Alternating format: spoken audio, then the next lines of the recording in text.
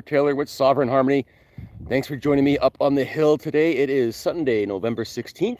So we're going to talk about the astrology for the next week. So going through about the 22nd or so of November. We've got a big, deep new moon this week in Scorpio. And we've got a repeat of some things that Mercury has highlighted for us. Mercury is still retrograde. And it started highlighting certain features in October. It'll end in December, so we're going to talk about that too because it's coming back up for inspection and review here. So, just to start, if you remember from the last few weeks, we have this what we call water grand trine. So it involves Jupiter in Cancer, Saturn in Pisces, both in late degrees, and then we have these planets in late Scorpio that are kind of completing that triangle. I've been calling that the washing machine. So this flow of water. Okay, it's very cleansing, deep cleanse, dealing with facing the past, dealing with healing and growing from that as well. Okay, so Mercury stimulated that from the late degrees of Scorpio in late October. Now we have the sun coming in for that here early this week. Okay, and right after that happens, Mercury will back from Sagittarius back into Scorpio because it's retrograde. So it's moving backwards, sun's moving forward. They're going to meet each other at about 28 degrees of Scorpio, which is exactly where that new moon is going to be on Wednesday into Thursday this week. Okay, so it's a new moon with what we call the inferior conjunction of the Sun and Mercury. So the Sun and Mercury have two types of conjunctions, the inferior and the superior conjunction. Inferior conjunction is the halfway point within a retrograde. The superior conjunction is the halfway point between retrogrades. Okay, so it's the peak, whereas this is the initiation. The peak comes here in a couple months. That'll be in January. I mentioned that last week. So around January 20th, 21st, that's when we'll have the superior conjunction of the Sun and Mercury. So what is being planted, infused right now, that'll be complete when we get into January.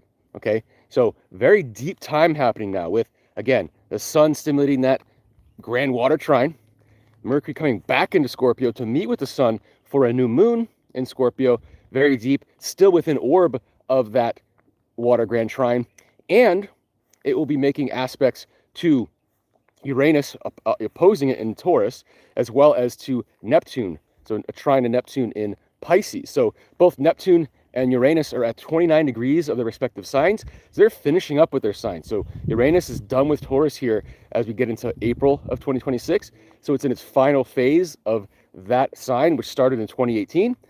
Neptune started around 2011, 2012, when it entered Pisces. It's finishing up in Pisces. That'll be done in January.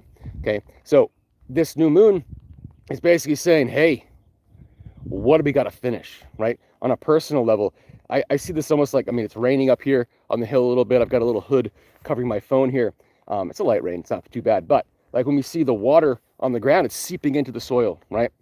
Where does it go from there? We don't watch that process of it seeping through the soil, finding a creek, finding a river, and emptying into the sea. So that journey is very much below the surface, literally, right? And so there's something about that on a personal level here with this energy where we are really wringing out some old dirt, some old grime. Okay, this is a deep, deep cleanse that this new moon has to do with. A lot of times you'll see, people doing new moon meditations where, because, new moons are energetically when we're starting something, we're intending something, right? So you put your intentions out there. What this new moon is really asking us to do is just to get the hell out of the way, get our egos out of the way, because our egos think, oh, this is what I want to manifest, right? This is what I need in my life. And this is more of a soul level alignment with our ego selves, okay? And it's going to require this cleansing of anything that gets in the way of that, okay?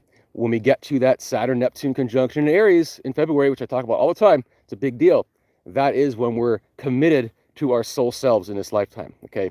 That's that Saturn and Aries, a commitment to the self. Neptune and Aries is like the whole embodiment in this life, okay? But we can't get there if you have all this residue, all this grime that our egos have created as protection, right? And so what this is a deep cleanse of that, to get it all out of the way, to really put us in a very vulnerable state. We're still in that chrysalis phase, that goo phase in between the caterpillar we left with the eclipses back in September and the butterfly that's coming with the eclipses in February, March coming up. So just think of this new moon as not something to, from an ego base, intend something. What we do on an ego base here is we just stand back, step back, and allow what our souls want to happen right now. And our egos might not agree with all of that. So we are definitely like revisiting things that we thought we were done with. Okay, we are going in for that final cleaning. That we're getting behind that table that we usually, say I'll get to it, next month when I do a deep cleanse of my home. I'll get to behind that table. So we're getting to every little corner and crevice of ourselves on a cellular level. Okay, very deep cleanse, and we don't have much control over it. So the best thing we can do within our control is to just let it happen. Just let it happen. This is the nature of watery energy. It's intelligent, but it's not logical necessarily. Okay, and so we have to trust the intelligence of where we're being taken now. What we're revisiting now, because we're revisiting it for a reason, and it's not because it's back. I thought I moved through this. It's because we're seeing it for what it is from a new perspective, right before we take off. And it's the taking off part that's the important thing. Like we can't take off until we're ready to go. And sometimes you got to drop some weight. There's a weight limit for baggage when you're flying on a plane, right? For a reason. And so it's a similar kind of thing. We've got to get rid of some things, some luggage essentially that we don't need anymore. We only need certain things on this journey coming forward. And so when Mercury finishes its retrograde, re-enters Sagittarius, that's opening up new vistas in a lot of ways. Okay, and when we get to the finishing phase of what's settling in now in January with the superior conjunction of Mercury and the Sun, and then that's gonna be right before the Saturn-Neptune conjunction in Aries, we're gonna be in that ready phase for the moving forward. So we can get out of the goo, we can get out of the mush, get out of this this kind of nasty rainy existence essentially. But for now, that's what we got to focus on, is allowing that to happen, allowing ourselves to dip in, because there's things that need to be finished. They can't come with us. Okay, so we'll leave it at that.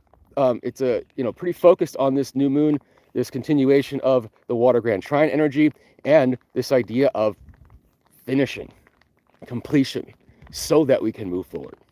So if you have any questions, please let me know. If you're interested in seeing where this falls in your chart personally, also we could set that up as well.